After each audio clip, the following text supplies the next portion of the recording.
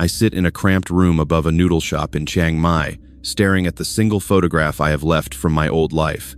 Me and my daughter Sarah at her graduation, both of us smiling, back when I still had a home in Nottingham and a future that made sense. That was 8 years ago. A different life, a different man. My name is Stephen McAllan, though everyone's always called me Steve. I'm 66 years old, and I'm living in a room that costs 4,000 baht a month, about 90 pounds, with a shared toilet down the hall and a window that looks out onto an alley where stray dogs fight over scraps. This wasn't the retirement I'd planned.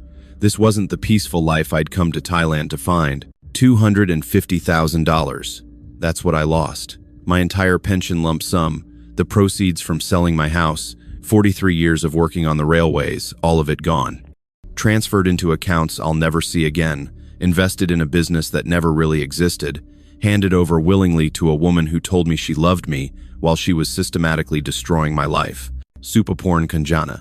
Everyone called her Mint, 36 years old with a gentle manner and a smile that made you believe every word she said. She told me she was a nurse caring for her elderly parents. She told me she dreamed of opening a small pharmacy to help her community. She told me I was her blessing, her miracle, the answer to her prayers. Every single word was a lie, delivered with the kind of sincerity that only comes from years of practice. She was a professional, a serial romance scammer who'd done this before to other men like me, lonely, recently divorced, desperate to believe that someone could see value in us beyond our bank accounts. 14 months. That's how long it took from the day we met until the day I discovered the pharmacy was empty, the business accounts drained, and Mint had vanished with another foreigner to a different city to run the same con on someone new. 14 months of believing I'd finally found peace after my marriage fell apart. 14 months of thinking that moving to Thailand had been the best decision of my life. 14 months of ignoring every warning sign because when you're 65 and alone and convinced you'll never matter to anyone again, you don't want to see the truth. You just want to hold on to the lie for as long as possible. I thought I was careful. I thought I was smart enough to spot a scam. I'd spent my career working with complex systems, solving problems, reading people. But none of that mattered when Mint looked at me with those soft eyes and called me her husband, when she cooked me dinner and talked about growing old together, when she made me feel like I was more than just another divorced pensioner, waiting to die alone in a country that had stopped feeling like home. Now I'm here, in this room, teaching English to university students for 300 baht an hour, about 7 pounds, trying to stretch my remaining money far enough to survive until what? I don't even know anymore. I can't afford to go back to England. I have nothing there anyway. My ex-wife got the house we'd built together. My children are busy with their own lives, embarrassed by their father who got scammed in Thailand like some foolish old man in a cautionary tale. I came to Chiang Mai for peace.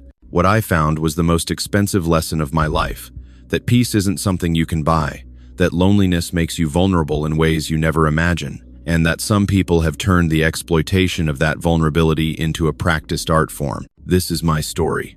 This is how a gentle railway engineer from Nottingham lost everything chasing a dream that was never real. This is what happens when hope becomes a weapon, when kindness is mistaken for weakness, when a woman who never loved you convinces you that she does. I wanted peace, but I paid for her peace instead. The thing about working 43 years for British Rail is that you miss a lot of life. I missed birthdays, I missed school plays, I missed family dinners and weekend trips and all those small moments that somehow add up to what people call a marriage. I didn't think I was missing them at the time. I thought I was doing what I was supposed to do, providing, being responsible, making sure my family had security. My wife Margaret had a different perspective. When she told me she wanted a divorce, I was 63 years old. We'd been married for 37 years. Our children, Sarah and Daniel, were grown with families of their own. The house in Beeston was almost paid off. I'd just taken voluntary redundancy with a decent package, planning to finally spend quality time with Margaret, maybe travel a bit, enjoy our retirement together. I don't want to spend my retirement with someone I barely know, she said. We were sitting in our kitchen, the same kitchen where we'd raised our children, and she was telling me our marriage had been dead for years. You were never really here, Steve. Even when you were home, you weren't present. I've been alone for decades. I don't want to be alone with you for whatever years I have left. I didn't fight it. What was there to fight for? She was right. I'd spent 37 years being a good provider and a terrible husband. I'd thought that was enough. It wasn't. The divorce was civil, at least. We split everything down the middle. Margaret kept the house. She'd made it a home while I'd just slept there. I got my pension lump sum, my redundancy package, and half the savings. When everything was settled, I had about $420,000, a small flat in Nottingham that I rented, and absolutely no idea what to do with the rest of my life. I tried to adjust. I spent time with my children, but those visits felt awkward. Sarah was patient with me, but I could see the pity in her eyes. Daniel was busy with his job in London and didn't have much time. I joined a gym, I volunteered at a railway museum, I took adult education classes. Nothing filled the hollow feeling in my chest. The flat was quiet in ways that felt oppressive. I'd wake up at 5 in the morning out of habit, make tea, and realize I had nowhere to go and nothing to do. The English weather, gray, cold, drizzly, matched my mood perfectly. I felt like I was just waiting. For what? I wasn't sure. Maybe just waiting to die. It was during one of those endless gray afternoons, scrolling through Facebook, that I stumbled across a group called Retire to Thailand. I'm not even sure why I clicked on it. Curiosity? Maybe. Boredom? Certainly. But once I started reading, I couldn't stop. Post after post from British men my age talking about how they'd left the UK and started new lives in Thailand. Warm weather year-round, incredibly low cost of living, friendly people, beautiful scenery. A pension that barely covered expenses in England could fund a comfortable lifestyle there. Some men talked about finding partners, building relationships with Thai women who valued them in ways British women no longer did. I spent weeks reading those posts, watching YouTube videos, researching visa requirements and cost of living. The more I learned, the more appealing it became. What was keeping me in England? A rented flat I didn't care about? A handful of awkward visits with my children? Weather that made my joints ache? Thailand offered warmth, adventure, a fresh start, a chance to be someone other than the divorced pensioner who'd failed at marriage and was now slowly fading into irrelevance. I joined more groups. Brits in Chiang Mai, expat life in northern Thailand. I asked questions. People were welcoming, helpful, eager to share advice. Chiang Mai kept coming up as the ideal place for someone like me, quieter than Bangkok or Pattaya, more cultural, better air quality, lower cost of living, and a substantial expat community. I made my decision in June. I sold what little furniture I had, gave notice on my flat, and told my children I was moving to Thailand. Sarah was concerned. "Dad, are you sure about this? It's so far away. What if you get sick? What if something happens? Then I'll deal with it there instead of here," I said. "I need this, Sarah. I need to do something for myself before I'm too old to do anything at all." She didn't understand, but she supported me in that worried way adult children do when they think their parent is making a mistake but can't stop them. I arrived in Chiang Mai in September, just as the rainy season was ending. I'd booked a guest house for the first month while I looked for a permanent place to rent. I'd transferred most of my money to a Thai bank account, $350,000. The rest stayed in my UK account as an emergency fund. That first morning, I woke up to sunshine streaming through my window, the sound of temple bells in the distance, the smell of something cooking, garlic and chili and spices I couldn't identify. I walked down to a local market and bought fresh mango for 20 baht, less than 50 pence. I ordered coffee at a cafe and sat watching monks in orange robes walk past collecting alms. I felt something I hadn't felt in years. Hope. The possibility that life still had good things waiting. That 63 wasn't too old to start over, to find peace, maybe even find someone to share that peace with. I had no idea that within a year, that hope would be used against me with surgical precision, that the peace I was seeking would cost me everything, that the fresh start I was so desperate for would become the worst mistake of my life. But that morning, sitting in that cafe with my coffee and my mango, I believed so completely. And belief, I would learn, is the most dangerous thing a lonely man can carry. I spent my first 3 months in Chiang Mai just settling in. I found a small one-bedroom apartment in a quiet area near the old city, 7,000 baht a month for a furnished place with air conditioning and a small balcony, about 150 pounds. In Nottingham, the same space would have cost 10 times that. I established routines, morning walks around the moat that surrounded the old city, breakfast at different local restaurants, trying to learn basic Thai phrases from patient waiters. Afternoons at coffee shops, reading or watching life pass by. evenings at the night markets, or cooking simple meals in my apartment. I met other expats occasionally, mostly at a pub that catered to English speakers. The crowd was mixed. Some were married to Thai women and seemed genuinely happy. Others were bitter, constantly complaining about being scammed or taken advantage of. A few were sex tourists who made crude jokes that made me uncomfortable. I didn't fit neatly into any category, so I mostly kept to myself. I was lonely, I'll admit that. But it was a different kind of lonely than I'd felt in England. There, I'd been lonely in gray weather, surrounded by people who knew I'd failed at my marriage.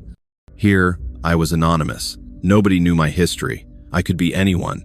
That was liberating, even if it was also isolating. It was December, the cool season, though still warmer than any English summer when I met Mint. I'd developed a habit of going to a particular cafe near Wat Phra Singh, a temple in the old city. They made excellent coffee and had comfortable seating outside where I could watch people and practice my Thai with the owner. I was sitting there on a Thursday morning, reading a book, when a woman approached my table. She was Thai, probably mid-30s, dressed modestly in jeans and a long-sleeved shirt. She had a kind face, soft features, and she looked slightly nervous. "Excuse me," she said in clear but accented English. "I am sorry to bother you. I am trying to improve my English speaking. Would you mind if I practice with you, just for a few minutes?" I was surprised but pleased. "Of course. Please, sit down." She smiled with what seemed like genuine relief and sat across from me. "Thank you so much. My name is Supaporn, but everyone calls me Mint, like the herb. I'm Steven. Steve. Pleased to meet you." We talked for about 20 minutes. She asked where I was from, how long I'd been in Chiang Mai, what I thought of Thailand. I asked about her. She said she was a nurse at a local clinic, that she'd grown up in Chiang Mai, that she lived with her elderly parents and took care of them. Her English was actually quite good, better than she'd implied. I told her that. She laughed. "I don't get to practice much. Most of my friends only speak Thai, and at the clinic, the patients speak Thai or Burmese. It's nice to talk to a native speaker." When she excused herself to leave, she asked if we could meet again for more English practice. I said of course. She seemed genuinely interested in learning, and I enjoyed the conversation. It was the first real extended conversation I'd had in weeks. We met again 2 days later at the same cafe. This time we talked for over an hour. She told me more about her work as a nurse, the long hours, the difficult patients, the satisfaction of helping people. She asked about my life in England, my career on the railways. She was a good listener, asking thoughtful follow-up questions, seeming genuinely interested in my answers. Over the next few weeks, these meetings became routine. Twice a week, sometimes 3 times, we'd meet at the cafe. The conversations shifted from English practice to actual friendship. She told me about her parents. Her father had been a teacher, but now had dementia. Her mother had diabetes and heart problems. Taking care of them while working full-time was exhausting, she said, but it was her duty. Family duty was everything in Thai culture. I admired that. The sense of responsibility, of caring for family no matter the personal cost. It reminded me of the values I'd grown up with, but that seemed to have disappeared in modern Britain. After about a month of regular meetings, Mint suggested we go to the Sunday walking street market together. "Just as friends," she said quickly, "but it's more fun with someone than alone, and I can help you practice your Thai with the vendors." I agreed. It felt good to have someone to do things with. We spent the evening wandering through the market, eating street food, looking at handicrafts. Mint was funny and warm, pointing out good deals, teaching me how to bargain politely in Thai, laughing at my terrible pronunciation. As we were walking back toward the old city, she said something that caught me off guard. "You know, Steve, you're very different from other Farang men I've met. Most of them, they only want one thing from Thai women. But you're gentle, you listen, you treat me like a real person, not like a, what's the word, commodity." I didn't know what to say. I mumbled something about just trying to be respectful. "Not just respectful," she said, stopping to look at me. "Kind. You're a kind man, that's rare." Something shifted that evening. The friendship started to feel like something more. Mint began opening up more about her life, her struggles, her dreams. She said she'd been engaged once to a Thai man, but he'd left her when her parents got sick because he didn't want the burden of caring for elderly in-laws. She'd been alone for 3 years now, focused on work and family, believing she'd probably never find someone who would accept her responsibilities. "But talking to you," she said during one of our cafe meetings, It makes me think maybe there are still good men in the world, men who understand that loyalty and duty matter more than convenience. I found myself thinking about her constantly. She was attractive, certainly, but that wasn't what drew me to her. It was the way she made me feel valued, seen, important. For the first time since Margaret had told me she didn't want to spend her retirement with me, I felt like someone actually wanted my company. About 2 months after we first met, on a cool January evening, we were walking through the old city after dinner at a small restaurant she'd recommended. We'd been talking about our plans for the coming year. I mentioned I was thinking about taking a trip to Pai or maybe down to the islands. Mint stopped walking and looked at me with an expression I couldn't quite read. "Steve, can I ask you something?" "Of course. Do you think, she seemed uncharacteristically nervous. "Do you think it's strange, us spending time together? You're older than me, and you're Farang, and I know some people might think." "I don't care what other people think," I said, surprising myself with the firmness in my voice. "I enjoy spending time with you. You've made me happier than I've been in years. If that's strange, then I suppose I'm strange." She smiled, and there were tears in her eyes. "I feel the same way. I didn't want to say anything because I was afraid you might think I was like other Thai girls who just want Farang boyfriend for money. But I don't care about money. I care about you, about who you are." We started dating properly after that night. Nothing rushed or inappropriate. We'd have dinner together several times a week. We'd go to temples or markets or just walk around the city talking. She'd cook for me at my apartment sometimes, teaching me how to make simple Thai dishes. I'd help her practice English, reading passages from books and discussing them. It felt genuine, comfortable, real. For the first time since my divorce, I started thinking about the future with something other than dread. Maybe this was what I'd come to Thailand to find. Not just warmth and affordable living, but connection. Someone who valued me for who I was rather than what I'd failed to be. 3 months into our relationship, Mint introduced me to her parents. They lived in a modest house on the outskirts of Chiang Mai. Her father barely recognized anyone due to his dementia, sitting in a chair staring at nothing. Her mother was warm but clearly struggling with her health issues, moving slowly, talking about her medications and doctor appointments. I could see the strain on Mint's face as she cared for them, helping her mother move, checking her father's medications, cooking dinner for all of us. The responsibility was enormous, and she carried it alone. Driving back to my apartment that evening, I made a decision. "Mint, I want to help you with your parents' medical expenses. You shouldn't have to bear all of this alone." She immediately protested. "No, Steve, I can't accept that. You've already given me so much your time, your friendship, your kindness. That's more than enough." "I have the money," I insisted. "My pension is more than I need. Let me help with the medical bills. It would make me happy to know I'm making your life easier." After much back and forth, she reluctantly agreed to let me help. I started giving her 15,000 baht a month, about 300 pounds, to help cover her parents' medical expenses and her mother's prescriptions. It was a small amount to me, nothing that would impact my comfortable lifestyle, but to her it seemed to make an enormous difference. She was overwhelmingly grateful, constantly thanking me, saying I was an angel sent by Buddha, that she would never forget my kindness. But more than gratitude, she seemed to relax. The constant stress lines on her face softened. She smiled more. She seemed genuinely happier. I felt good about it. This was what being in a relationship should feel like, supporting each other, helping carry each other's burdens. After a marriage where I'd failed to be present emotionally, I was finally being the kind of partner someone deserved. What I didn't know was that I'd just confirmed for Mint exactly what she needed to know. That I had money, that I was willing to give it to help her, and most importantly, that I was emotionally invested enough to want to be her hero. The foundation had been laid. The trust had been established. Now the real extraction could begin. And I, gentle and lonely and desperate to believe I'd found something real, would cooperate completely in my own destruction. 6 months into our relationship, Mint and I had settled into what felt like a real partnership. She'd started calling me her husband, even though we weren't officially married. "In my heart, you're my husband," she'd say.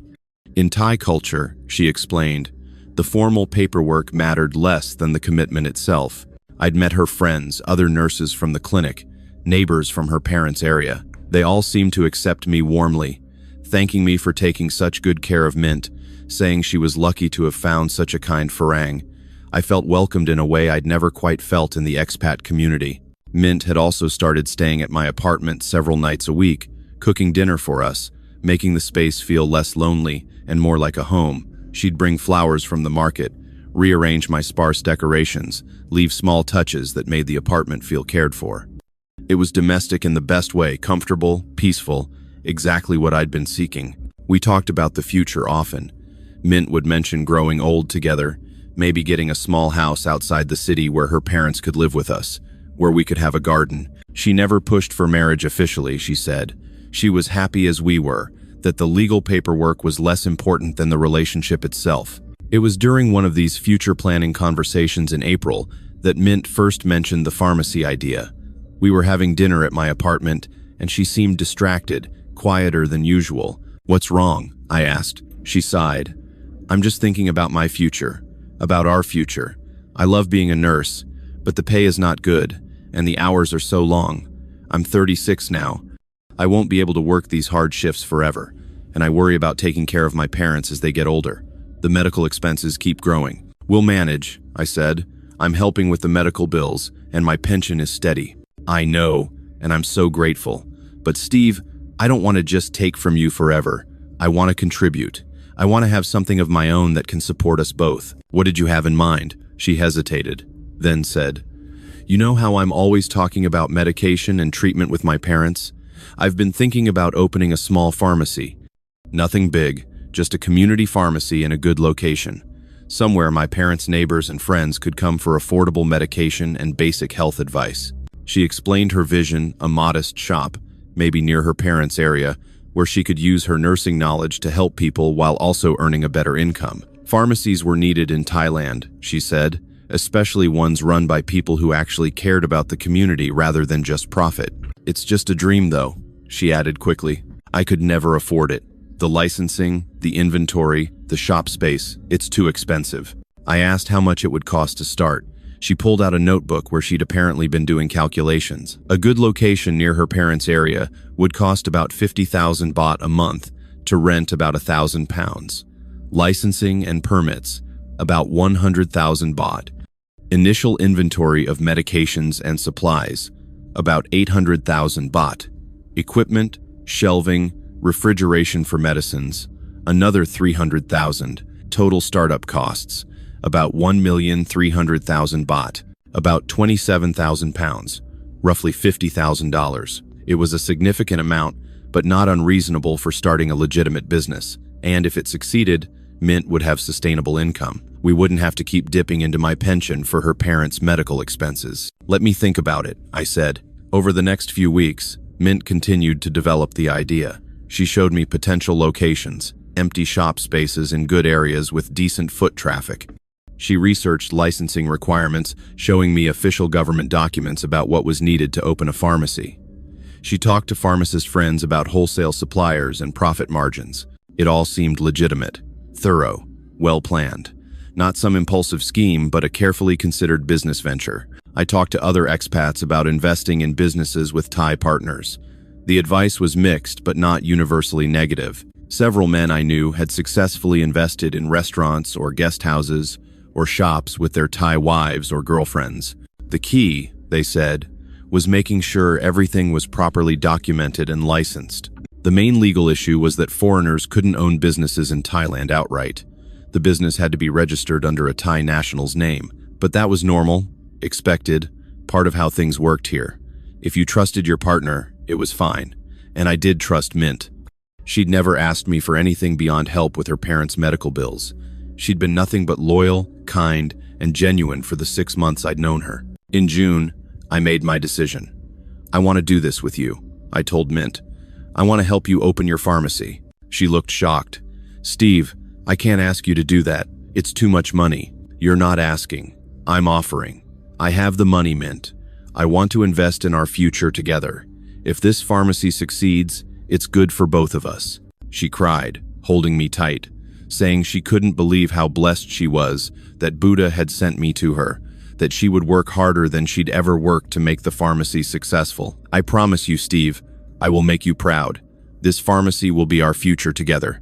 Over the next 2 months, we worked on setting up the business. Mint handled all the official paperwork since it had to be in her name: the business registration, the pharmacy license applications, the lease for the shop space. I provided the money in stages: $50,000 for the initial lease deposit and business registration, another $30,000 for renovations and equipment, and finally $70,000 for initial inventory. $150,000 total. About 60% of my liquid assets. A massive investment, but one I believed was sound. This wasn't giving Mint money for vague family emergencies. This was building a legitimate business with proper documentation. Mint showed me receipts for everything: the lease agreement with the landlord, invoices from equipment suppliers, receipts from pharmaceutical wholesalers. She took me to see the shop space as renovations progressed. She showed me the pharmacy license when it was approved, with her name on it as the licensed operator.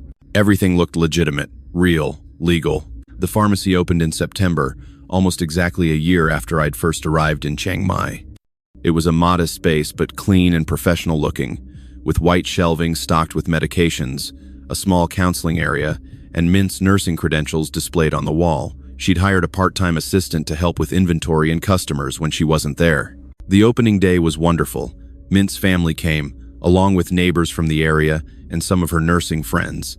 A monk came to bless the business. Everyone congratulated us, saying what a lovely pharmacy it was, how lucky the community was to have such a caring operator.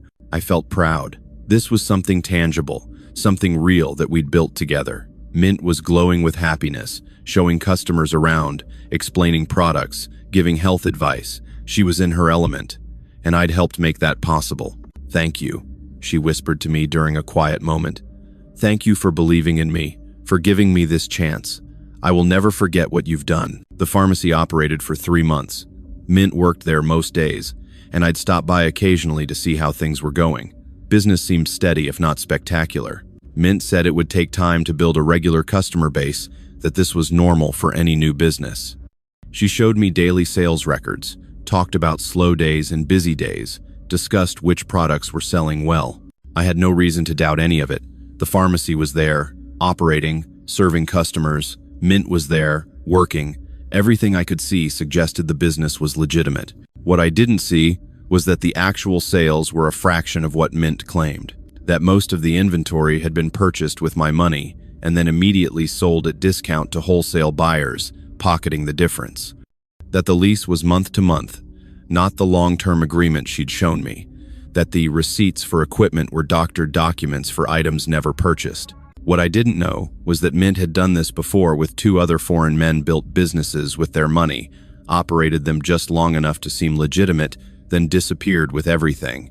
What I didn't know was that while I slept peacefully each night, believing I'd finally found peace and partnership in my retirement, Mint was already planning her exit, already lining up her next target, already counting down the days until she could close the pharmacy, drain the accounts, and vanish. But that opening day, watching Mint in her element, believing we'd built something meaningful together, I felt happier than I'd been since before my divorce. I felt like I'd finally done something right, like I was finally the kind of partner someone could count on. I felt successful, valued, important, and those feelings, those beautiful, dangerous, desperately needed feelings, were exactly what made me blind to every warning sign that I was being systematically destroyed. In December, a full year after I'd met Mint, and 3 months after the pharmacy opened, I decided to take a trip back to England for Christmas. I hadn't seen my children since moving to Thailand, and Sarah had been asking me to come visit. Her second child was due in January, and she wanted me to be there before the baby arrived. I was hesitant to leave. The pharmacy was still in its early stages, and I worried about leaving Mint to manage everything alone, but she insisted I go. "Steve, your family needs you. Your daughter is about to have a baby. You should be there. The pharmacy will be fine. My assistant is very good, and I'll be here every day. It's just 2 weeks. We can handle it." I booked a flight for mid-December, planning to return just after the new year. Before I left, I made sure Mint had access to additional funds if she needed them. For the pharmacy, about $15,000 transferred to the business account for restocking inventory or handling any unexpected expenses while I was gone. "You're too good to me," she said, kissing me goodbye at the airport. "I'll miss you every day. Message me when you land. I love you." "I love you too," I said, and I meant it.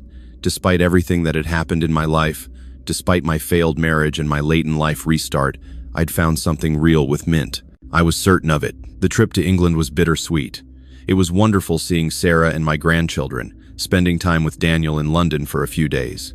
But England felt cold and gray and somehow smaller than I remembered. The prices shocked me: £10 for a basic meal, £5 for coffee. After a year of Thai prices, England felt impossibly expensive. My children were polite about my life in Thailand, but I could sense their concern. Sarah asked careful questions about Mint, about the pharmacy, about whether I was being safe with my money. I assured her everything was fine, that I was happier than I'd been in years, that she shouldn't worry. "I just want you to be careful, Dad," she said. "You've heard the stories about Western men in Thailand getting scammed. I know you think Mint is different, but..." "She is different," I said firmly. "She's not some bar girl looking for a handout. She's a nurse. We've built a business together. This is real, Sarah." She didn't push it further, but I could see the doubt in her eyes. It frustrated me. Why couldn't anyone just be happy that I'd found happiness? I messaged with Mint every day while I was in England. She sent photos of the pharmacy, updates on daily sales, messages saying how much she missed me. Everything seemed normal, routine. The business was doing fine. She was managing well. She couldn't wait for me to come back. I returned to Chiang Mai on January 4th. My flight landed in the evening, and I was exhausted from the long journey. I took a taxi home, planning to unpack and rest, then see Mint at the pharmacy the next day. But something felt off the moment I opened my apartment door. There was a note on my counter in Mint's handwriting. "Steve, I'm so sorry. I will explain everything. Please don't hate me. M." My heart started racing. I immediately called her. No answer. I tried again. Straight to voicemail. I sent line messages. Delivered but not read. Despite my exhaustion, I grabbed my motorbike keys and drove to the pharmacy. It was nearly 9 p.m., so I didn't expect it to be open, but I wanted to at least see it, to confirm everything was okay. When I arrived at the shop location, my world collapsed. The pharmacy was empty. Completely empty. The sign had been removed from the front. The windows were dark. Through the glass, I could see bare shelves, bare walls, nothing. Everything was gone. I tried the door. Locked. I cupped my hands against the glass and peered inside. There was no indication a pharmacy had ever been there. Just an empty commercial space. I stood there in the street, my mind racing, trying to make sense of what I was seeing. Maybe she'd moved the pharmacy. Maybe there'd been some problem with the lease. Maybe this was all a misunderstanding. I drove to Mint's parents' house, my hands shaking on the handlebars. When I got there, the house was dark. I knocked anyway. An elderly neighbor came out. "You looking for Mint family?" she asked in broken English. "Yes. Do you know where they are?" The neighbor shook her head. "They move. Maybe 2 weeks ago. They go, don't say where. Mint say her family need to go take care of sick, relative in other province. Do you know which province? How can I contact them?" "Sorry. I don't know. They just go." I drove back to my apartment in a daze. I logged into my bank account on my computer, something I probably should have been doing more regularly while I was in England. The business account we'd set up for the pharmacy, the one I'd transferred $15,000 to before leaving, was empty. Zero baht. Every penny withdrawn on January 2nd. I checked my personal Thai bank account. $55,000. I'd left with $140,000. $85,000 was gone. With shaking hands, I went through the transaction history. Multiple large transfers over the 2 weeks I'd been in England. All to accounts I didn't recognize.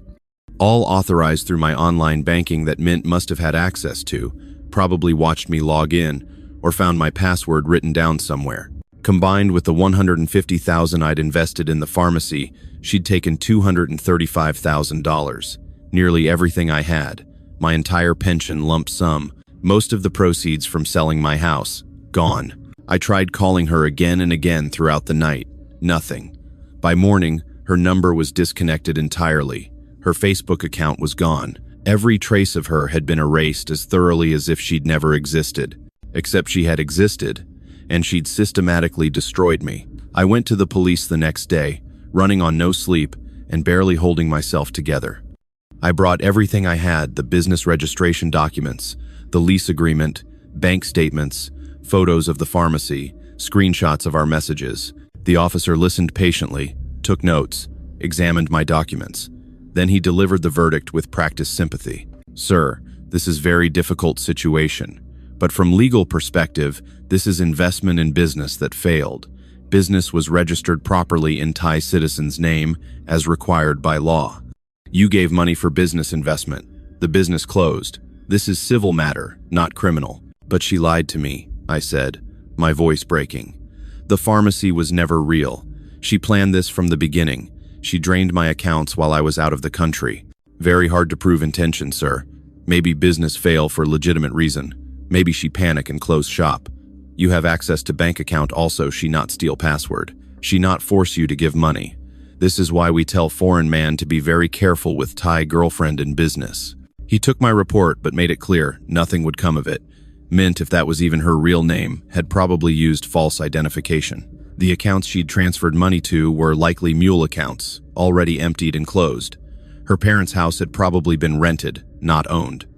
Everything had been carefully constructed to leave no trail. "Other foreign men report similar situation," the officer said. "Same woman, maybe, or different woman, same method. Very difficult to catch. I am sorry, sir." I left the police station in a daze. There would be no justice, no recovery of funds, no consequences for Mint beyond moving to a new city and finding a new target. The weeks that followed were the darkest of my life. I couldn't eat. I couldn't sleep. I obsessively went through every conversation with Mint, every moment we'd shared, looking for signs I should have seen. They were everywhere now. The way she'd deflected whenever I suggested visiting her parents spontaneously. The way she'd always handled the business paperwork alone. The way she'd encouraged me to take that trip to England right before she vanished. I'd been so blind, so desperate to believe someone valued me that I'd ignored every red flag, every warning sign, every cautious voice telling me to be careful. I had to move immediately.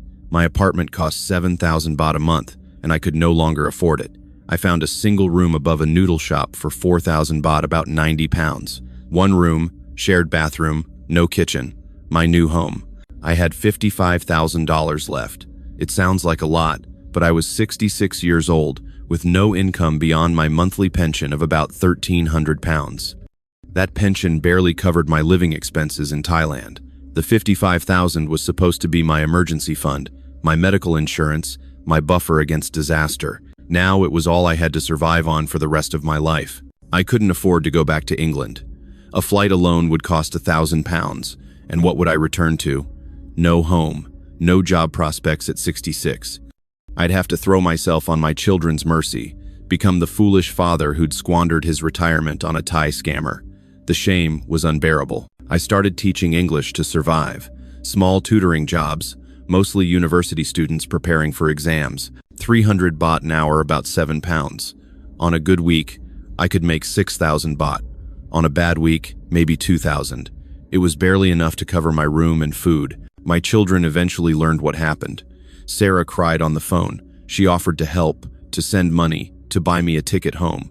But I couldn't accept. Couldn't face returning as the failed pensioner who'd proven every Thai scam stereotype true. "Dad, please," Sarah begged. "You can't live like this. Come home. Stay with us. We'll figure it out." "I can't, love," I said. "I just can't." Daniel was quieter, but I could hear the disappointment in his voice, his unspoken judgment. "I told you this was a bad idea. Why didn't you listen?" I learned through the expat community that I wasn't Mint's first victim. A British man named Robert had invested 70,000 pounds in a restaurant with her 2 years earlier. An Australian named Graham had funded a hotel investment for $120,000. There were probably others.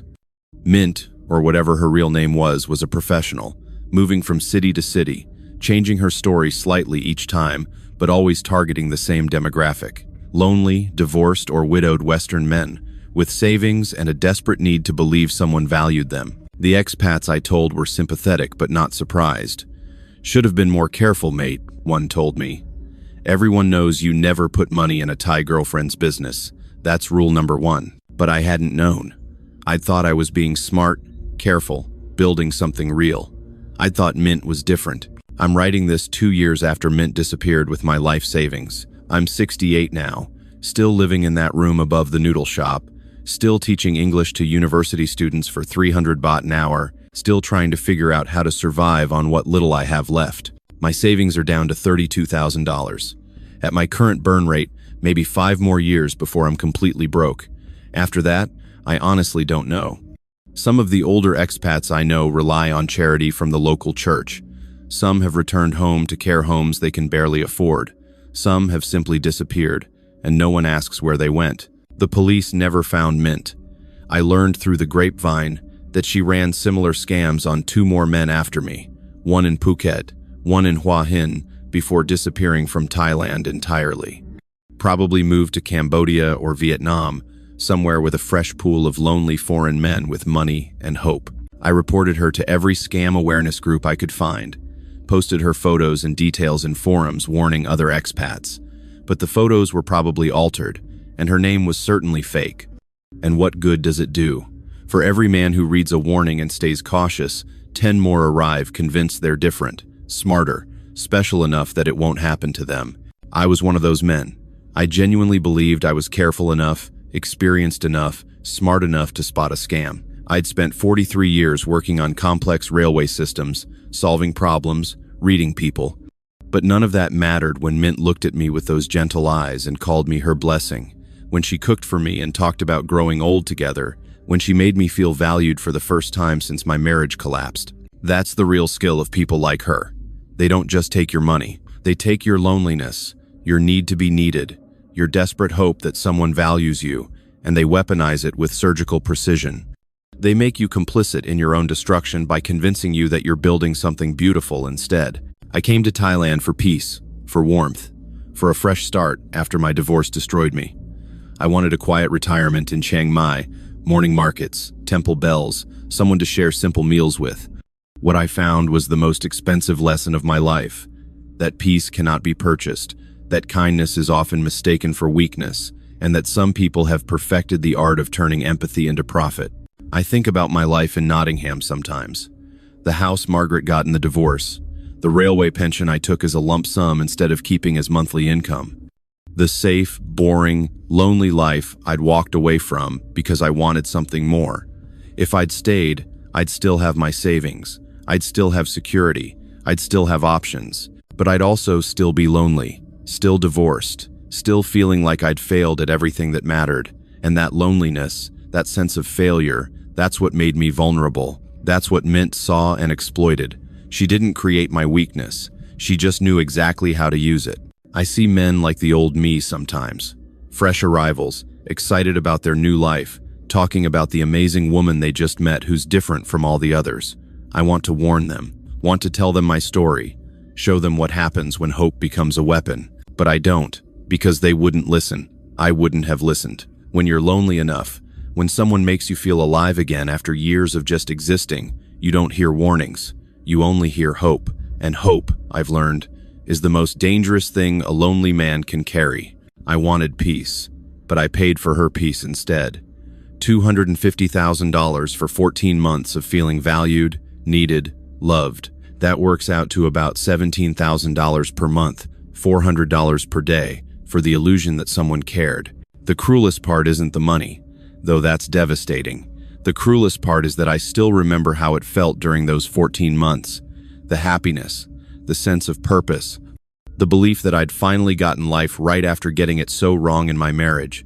Those feelings were real, even if everything that inspired them was false. And sometimes, in my darkest moments, I wonder if that brief period of happiness was worth the price I'm paying now. Then I look around my single room, count my dwindling savings, face another day of teaching English for £7 an hour, and I know the answer. It wasn't worth it. Nothing is worth this. But I paid the price anyway, because I was lonely, and she was kind, and I believed that kindness meant something more than it did. That's my story. That's how a gentle railway engineer from Nottingham lost everything chasing peace in Chiang Mai. That's what happens when loneliness meets manipulation, when hope becomes currency, when a woman who never loved you convinces you that she does. I wanted a peaceful retirement in Thailand. Instead, I'm paying for her lies. Every single day, I'm paying. And I'll keep paying until there's nothing left. If this story moved you, please subscribe for more true accounts of romance fraud and love scams. Steve's story is real, his pain is real, and it could happen to anyone who lets loneliness override caution. Share this video to help protect others from the same fate. Your awareness could save someone's retirement and their life.